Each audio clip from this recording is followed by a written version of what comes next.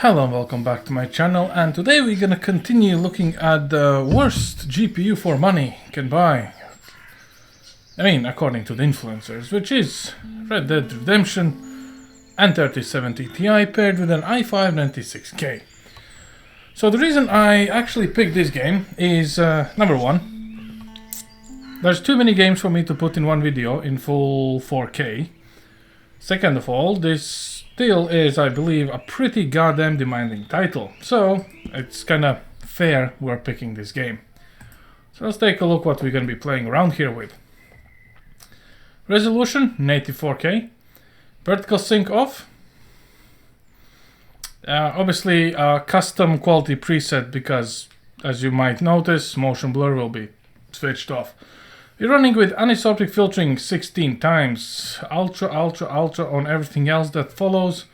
The only difference is the particle quality, so the moment I change this, it goes for custom. And we're gonna be using NVIDIA DLSS. Now we're gonna cheat a little tiny bit when it comes to the performance, because we were gonna be running with a Vulkan API active and unlocked. At the same time, we're gonna be using volumetric resolution on ultra.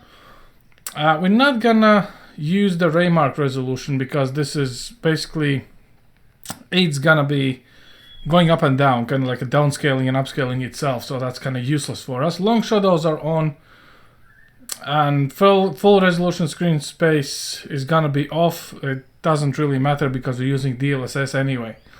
Water physics as per preset, TA sharpening as per preset, which surprisingly this is not actually tied in with the DLSS. Everything else is as you see, so you know, I don't know, I think we should be absolutely fine. So let's take a look with these settings, which is, I would say, mostly ultra, at least judging by the preset, how it's gonna go. Let's start the benchmark test, and we are recording in native 4K. MSI upper left corner, so let's take a peek. Now the one thing I kind of wanted to touch base about this GPU is, I think that literally most of the games that support DLSS can and will be played in pretty acceptable frame rate, but ultimately I would say it kind of feels like that with 8 gigs of video memory this is more like a 2K card rather than 4.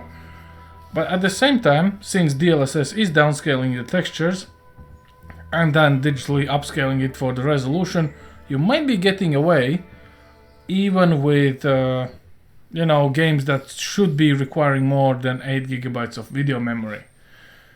But that's just my speculation really, because so far, apart from, I would say, Modern Warfare, where the moment you enable RTX you are way over the graphics memory or VRAM requirement of 8 gigs. Not anything else I have seen. God of War is still within perfectly, Horizon Zero Dawn is still within perfectly, and everything else that we've played. So currently with these settings, as you can see, 60 plus frames. Also we are recording at the same time, so you can give or take, I would say, 2 to 3 frames. Now, I was thinking about this, okay? I literally thought about, you know, this issue with the, well, an issue that you lose a couple frames while recording. It's not an issue. Honestly, this is your real-life performance if you were to record the game running this resolution. You know, if you want to put it on YouTube yourself, you want to make a clips out of it. This is the frames you're going to be getting. So what is the point of showing the game running the frames that you would get if you're not recording, if you can get the final frames while recording is running? So obviously there's going to be a little bit of bottleneck here or there, but never mind that. I mean, from NVMe running the game and recording onto an SSD, you know, it's almost no data transfer loss, give or take, at least for 4K. So currently I'm recording at, if I'm not mistaken, 80 megabits per second. So it's kind of for 4K 60 frames, because I knew we're going to be getting 60 frames, obviously. But I don't know, just overall feeling about, you know, that everyone usually says, oh, but you would get more frames if you're not recording. Usually everyone is recording nowadays, and we're going for the highest settings anyway. So apart from this, let's wait until the benchmark finishes. I'm gonna leave you with this, guys, because honestly, remember the big step up when 2080 Ti was able to max this game out 4K DLSS 60 frames? We're over that. Obviously, we're gonna take this game for a little tiny spin, just to see how it actually fares. Because again, I do not believe synthetic benchmarks. I like to see the actual in-game performance. That's exactly what we're gonna do. So I'm gonna leave you for the next minute and a half, I guess. Let's take a look. And the money is still clipping through the tail. God damn it.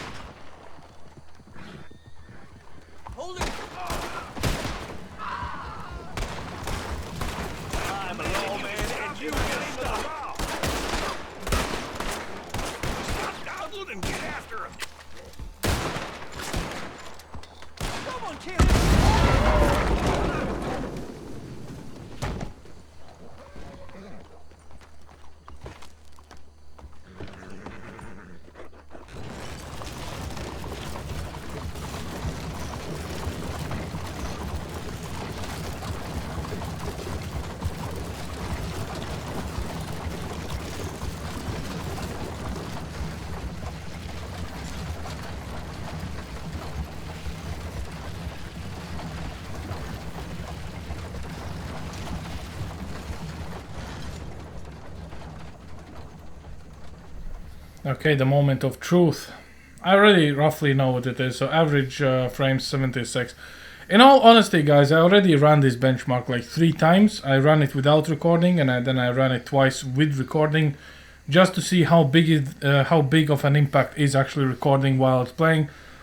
So I was kind of getting roughly 75 to 78 throughout these 4 runs, I would say. So this is number 5. But this, in comparison to all the other runs, this is a cold run.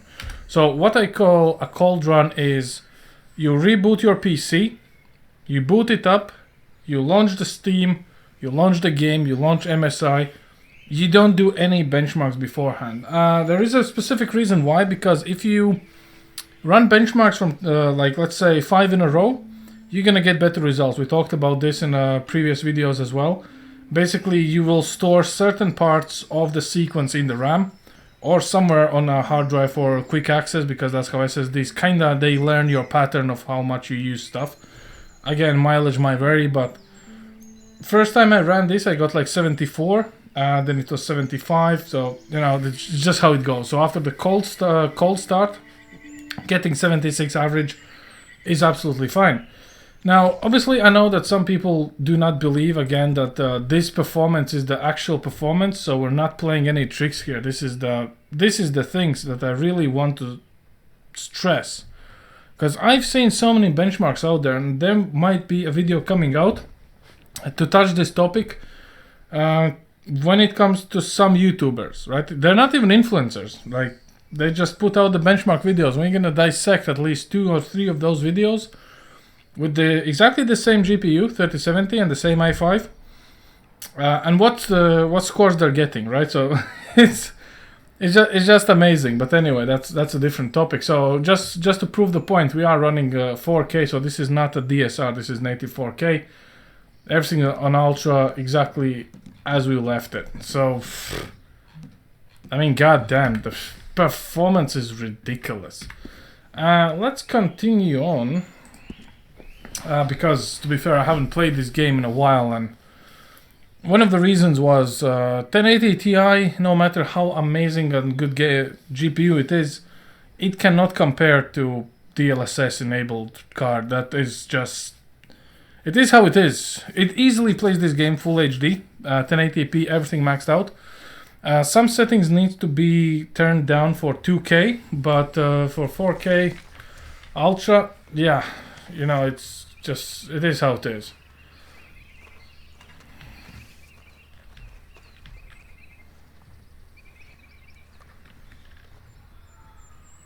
Okay. Can I...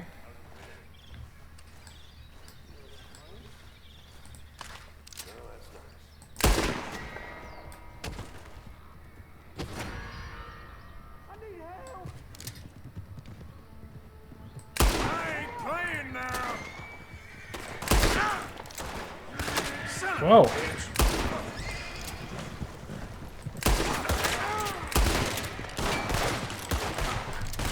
If only I knew how to shoot, actually. Wait, I have a different gun. Yes, I have different gun. There you go. Come back here.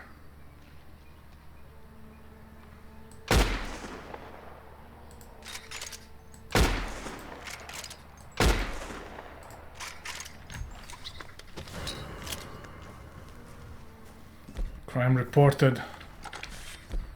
Someone is reporting the crimes around here. Now the problem is, probably whoever is reporting the crime will actually come after me with the police, so we need to get the hell out. I was kind of hoping just, you know, quickly get rid of the guy and then just, you know, just disappear, but I think it does look like that meme where someone will actually...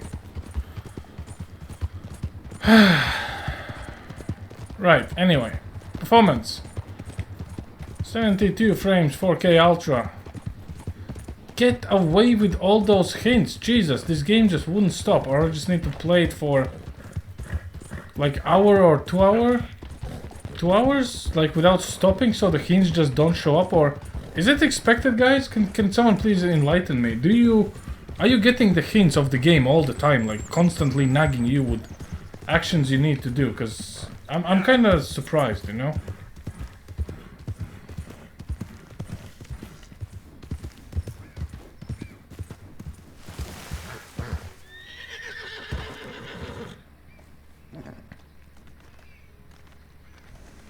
Oh, there's someone. Someone really wants to get robbed.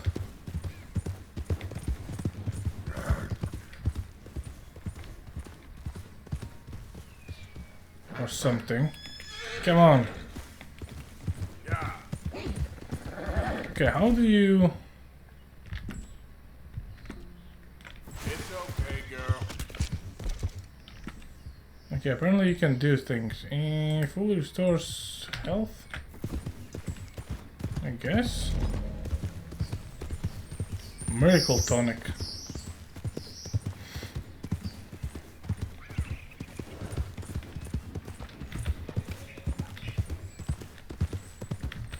Oh, you can actually hit with your... kick with your feet. That's kind of nice.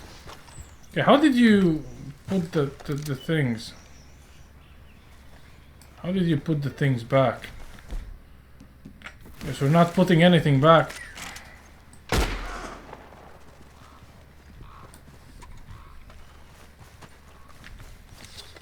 Guess we're just gonna be on the wrong side of the law from now on.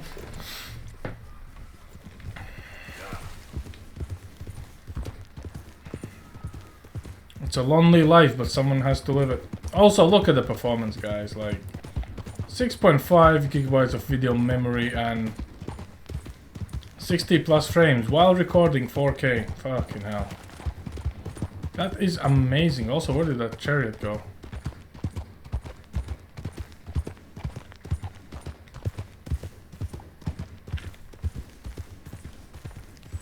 I do not know this game good enough to know what will happen.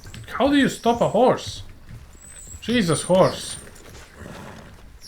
I really need to replay tutorial for this game.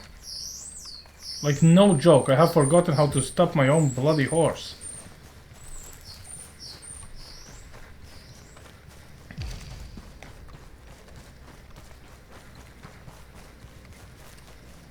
I would expect a chariot without a driver to stop somewhere.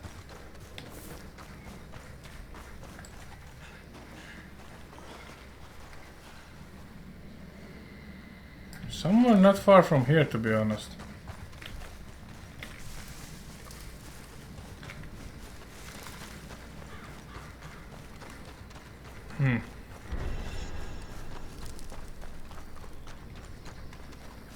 Sleep or eat food. Look how this game looks.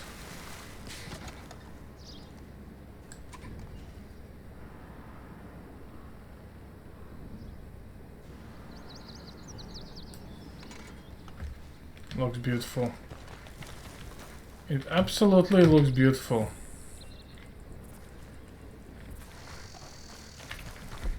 How do you get back your horse? I have forgotten how to play this game. Like, I'm so far behind about all this. It hurts.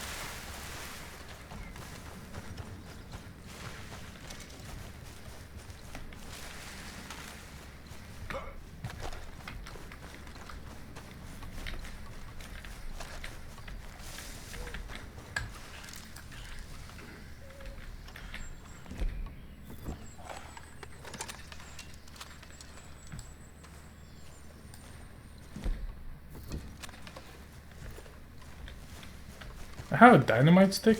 Since when I have a dynamite stick?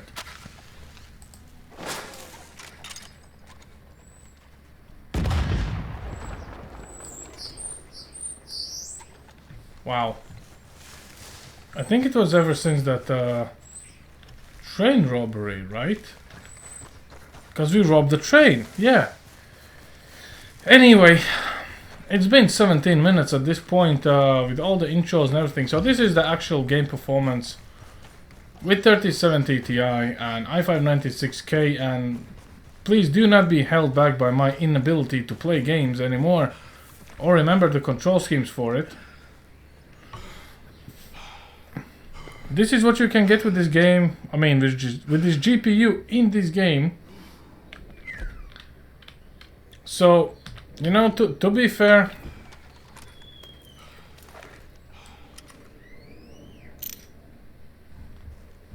it is fantastic. It works, and it works pretty goddamn well, you know.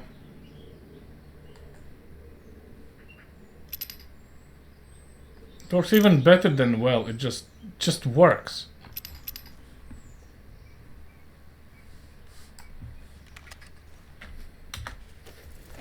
So yeah, this is all I wanted to tell you guys. As always, thanks for watching. I hope you will make an informed decision about this card, and I'll see you next time. Over and out.